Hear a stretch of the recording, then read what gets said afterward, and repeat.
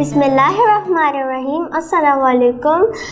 قائم T V کے programme doctor ثروت عسکری کے ساتھ میں ہوں آپ کی میزبان سیدہ زینب کاظمی، اور آج کے ہماری کو ہوسٹ ہے سید محمد وحاد ذیلی۔ ناظرین، ہمارے ساتھ موجود ہے شاعرہ اہل بیت ذاکرہ ڈاکٹر ثروت عسکری صاحبہ۔ میں آج کے پروگرام میں آپ کو خوش آمدید کہتی ہوں، اور میرا آپ سے پہلا سوال یہ ہے، مدینہ میں داخل ہوتے ہوئے آل محمد کے کیا حالات تھے؟ بسم اللہ الرحمن الرحیم۔ السلام علیکم۔ زینب اور وحاد، میں آپ دونوں کی خدمت میں سلام پیش کرتی ہوں، اور آپ کا سوال بہت زیادہ اہمیت کا حامل ہے، اس لیے کہ جب چہلم کر چکے اہل بیت اطہار اور کربلائے حسین سے روانہ ہو چکے، تو جناب امام سید سجاد، آپ سب کو معلوم ہے کہ بشیر ابن جزلم کے ہمراہ مدینے واپس آئے تھے، اور جب مدینے کے در و دیوار پر نظر پڑی تو جناب زینب کبریٰ نے فرمایا کہ مدینہ ہمارے آنے کو قبول نہ کرنا، اس لیے کہ مدینہ اجڑ گیا، مدینہ ویران ہو گیا اور کرب و بلا آباد ہو گئی۔ اب امام سید سجاد نے جب پھپھی کا یہ عالم دیکھا تو جناب امام سید سجاد علیہ السلام نے بشیر سے کہا کہ بشیر، مدینے کی گلیوں میں نکل جا اور ہمارے بابا کی سنانی سنا دے، سنانی یعنی نوحہ سنا دے۔ اب بشیر صدا دیتا ہوا چلا، قد قتل الحسین بکربلا، قد ذبح الحسین بکربلا، اور ایک ایک جب جوان نکل کے پوچھتے تھے کہ حضرت علی اکبر آ گئے، بچے نکل کے پوچھتے تھے کیا قاسم و محمد آ گئے، یہاں تک کہ بشیر محلہ بنو ہاشم میں پہنچا۔ جب وہاں پر پہنچا تو وہاں سے ایک بچی جناب فاطمہ صغریٰ خاندان بنو ہاشم کے گھر سے نکلی، اور اس نے پوچھا کیا میرے بابا حسین علیہ السلام آ گئے، اور بشیر ایک ایک سے کہتا ہے کہ رسول کے روضے پر پہنچو، اور جب رسول کے روضے پر یہ قافلہ پہنچا ہے تو روایت یہ کہتی ہے کہ جناب زینب کبریٰ کو تاب ضبط نہ رہی، اور آپ نے رسول کے روضے کی جالیوں کو پکڑ کے فریاد کی اور کہا کہ وطن کو لوٹ کر یہ بھوکی پیاسیاں آئیں، اٹھو رسول تمہاری نواسیاں آئیں۔ اور جناب زینب کبریٰ سلام اللہ علیہا نے اس قدر بین کیے وہاں پر کہ لوگوں کو معلوم ہوا کہ یہ وہ قافلہ ہے جو کہ 28 رجب کو جب مدینہ سے روانہ ہوا تھا تو اس قافلے کا تجھ کو احتشام اور تھا، اور اب جب لوٹ کر آیا ہے تو اس قافلے کے مرد سارے شہید ہو چکے ہیں، اور امام سید سجاد جو کہ گلے میں طوق کے نشان موجود ہیں، زنجیروں کے نشانات موجود ہیں ہاتھوں اور پیروں میں، اور وہ سر کو جھکائے بیٹھے ہوئے اپنے بابا کا پرسہ لے رہے ہیں۔ آپا، میرا آپ سے سوال ہے کہ جب بی بی زینب اور مولا عباس کے زوجہ کی ملاقات ہوئی تو اس وقت کا کیا منظر تھا؟ دیکھیں، مناظر تو ہمیں بہت ہی دلدوز نظر آتے ہیں مدینہ منورہ کے، اس لیے کہ راوی یہ کہتا ہے کہ صرف 3 مرتبہ ہمیں مدینہ میں ایسے کوہرام، ایسے گریے کی صدائیں سنائی دی۔ ایک مرتبہ جب مدینہ کی خواتین نے جا کر جناب سیدہ سلام اللہ علیہا کو رسول خدا کا پرسہ دیا کہ بنت رسول ہمارا پرسہ قبول کیجئے کہ آپ کے بابا دنیا سے تشریف لے گئے، آپ یتیم ہو گئی، اور جناب سیدہ دلدوز آہ سے رونے لگی۔ دوسری مرتبہ جب 28 رجب کو یہ قافلہ روانہ ہوا ہے کربلائے حسین کی جانب، اور تیسری مرتبہ 8 ربیع الاول کو جب یہ لٹا ہوا قافلہ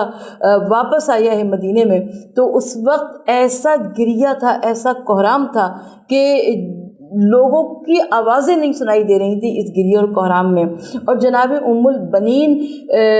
وہ بیوی ہیں جو کہ جب رسول صلی اللہ علیہ وآلہ وسلم کے روضے پر پہنچی اور دور سے دیکھا کہ امام سید سجاد بیٹھے ہوئے ہیں، اور جناب زینب کبریٰ نے جب والدہ کو آتے ہوئے دیکھا تو ایک مرتبہ تاب ضبط نہ رہی، اور جناب ام البنین نے آ کر قریب پوچھا، کہا کہ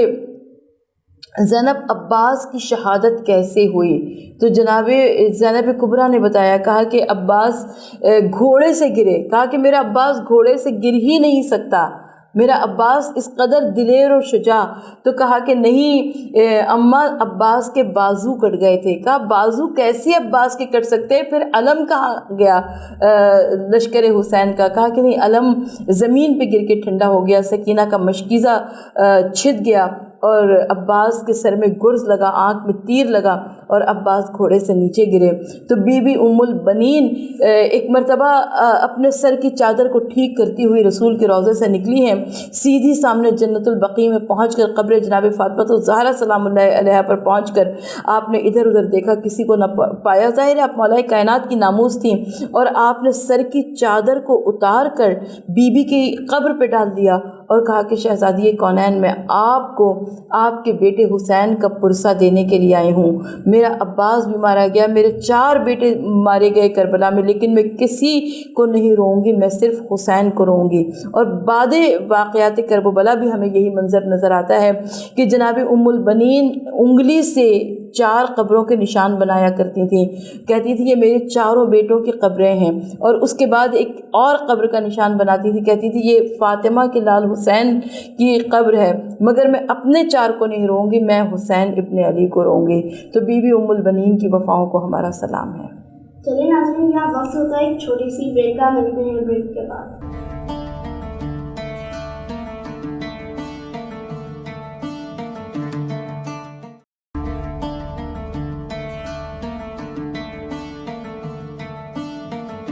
جی ناظرین، اس کے ساتھ ہی آپ کو دوبارہ سے خوش آمدید کہتے ہیں، اور میرا آپ سے سوال یہ ہے، جب جناب زینب گھر پہنچی تو وہاں کا کیا منظر تھا؟ دیکھیں، جب آل محمد واپس لوٹ کر مدینے آئے تو مدینے کے بہت ہمیں ایسے حالات نظر آتے ہیں کہ اہل بیت اطہار کے گھر سے کسی نے دھواں اٹھتے ہوئے نہیں دیکھا، آل محمد کے گھر میں کبھی کھانا نہیں پکتا تھا، اور امام سید سجاد علیہ السلام مردوں میں ذاکر تھے، عورتوں میں جناب زینب کبریٰ سلام اللہ علیہ ذاکرہ تھی۔ مدینے کے مرد و زن آتے تھے، واقعات کربلا بیان ہوا کرتے تھے، اور یہ واقعات سن کر سب گریہ کیا کرتے تھے، زار زار رویا کرتے تھے۔ حضرت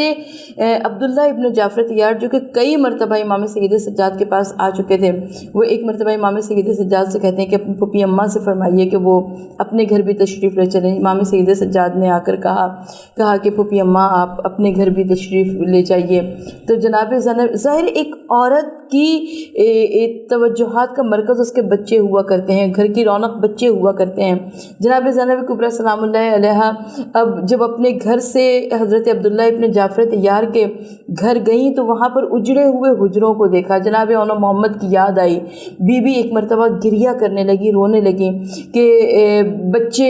حضرت اون محمد یاد آ رہے تھے۔ یہی وہ وقت تھا کہ جناب عبداللہ ابن جعفر طیار گھر میں تشریف لائے۔ اچھا، حضرت عبداللہ ابن جعفر طیار نے دیکھا کہ کوئی خاتون ہے جو کہ گریہ کر رہی ہیں، تو جناب عبداللہ ابن جعفر طیار نے کسی سے کہلایا، کہا کہ ان خاتون سے کہیے کہ یہ مولا علی کی بڑی بیٹی جناب زینب کے پاس جائیں، امام سید سجاد کے پاس جائیں، وہاں سے یقیناً ان کی حاجت روائی ہوگی۔ تو یہ جب جملہ سنائے تو جناب زینب کبریٰ زار زار رونے لگی، کہنے لگی کہ وقت نے، عالم نے، حوادث نے زینب کے آثار کو اس طریقے سے منہدم کر دیا ہے کہ آج ان کا شوہر بھی ان کو نہیں پہچان رہا ہے۔ یقیناً جناب زینب کبریٰ نے وہ مناظر دیکھے ہیں جو کہ ہمیں تاریخ کائنات پہ کسی عورت کا اتنا حوصلہ نظر نہیں آتا۔ کربلا کے خون آشام واقعات، اس کے بعد شام غریبہ کا منظر، اس کے بعد کوفے کا منظر، اس کے بعد شام کے بازار، اس کے بعد دربار کا منظر، اس کے بعد زندان کی قید اور واپس لوٹ کر آنا، یہ یقیناً جناب زینب کبریٰ کا یہ ہمت اور حوصلہ تھا کہ جس کی وجہ سے آج ہمیں اسلام اس قدر محفوظ اور دمکتا اور تابندہ نظر آتا ہے۔ آپا، میرا آپ سے سوال ہے کہ کربلا کے مدینے کی جو ہے جب بیویاں آ گئی تو ان کے بعد بیویوں کی زندگی کا کیا دستور تھا؟ اچھا،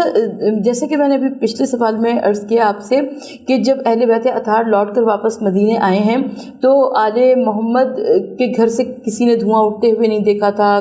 یہاں پہ کھانا نہیں پکتا تھا سوائے گریہ و زاری کے، اور اہل بیت اطہار کربلا والوں کو یاد کیا کرتے تھے۔ میں ایک بی بی کا اور خاص کر کے تذکرہ کرنا چاہتی ہوں اس پروگرام میں، وہ جناب امام علی مقام کی زوجہ جناب ام رباب ہیں۔ جناب ام رباب کو خدا نے 2 ہی بچے عطا کیے تھے، اور وہ دونوں بچے جو کہ کربلا میں،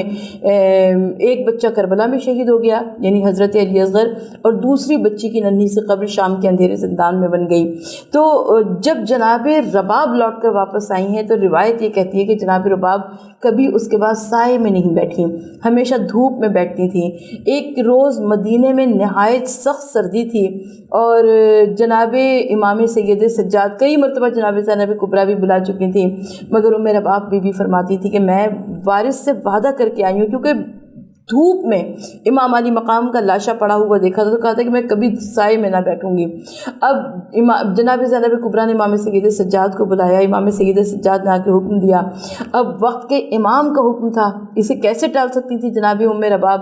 اور جناب رباب نے ایک مرتبہ کہا پروردگار عالم میں ایک امام سے وعدہ کر کے آئی ہوں کہ تا زندگی کبھی سائے میں نہیں بیٹھوں گی, اور ایک امام مجھے حکم دے رہا ہے, بس تو ہی میری لاج رکھ لینا. اور یہی وہ وقت تھا کہ جب جناب رباب دنیا سے گزر گئیں, اور اس کے بعد جب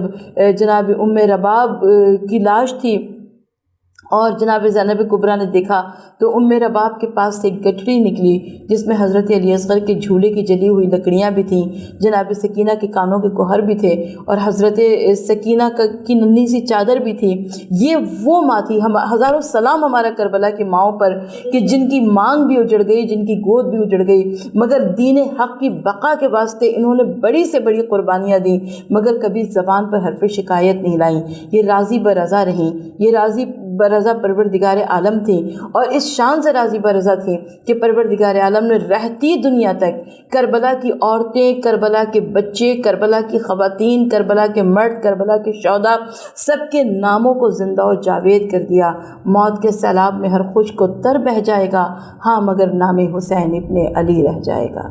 چلیں ناظرین, یہاں وقت پر اپنے پروگرام کو اختتام پذیر کرنے کا میں بہت بہت شکر گزار ہوں اپنی مہمان ڈاکٹر ثروت عسکری صاحبہ کا کہ انہوں نے اپنے مخصوص وقت کے اندر سے ہمیں تھوڑا سا وقت دیا اور ہمارے علم میں بھی اضافہ کیا. اور ساتھ ساتھ میں شکر گزار ہوں اپنے ہوسٹ سیدہ زینب کاظمی کا. ملتے ہیں کسی اور پروگرام میں. اللہ حافظ.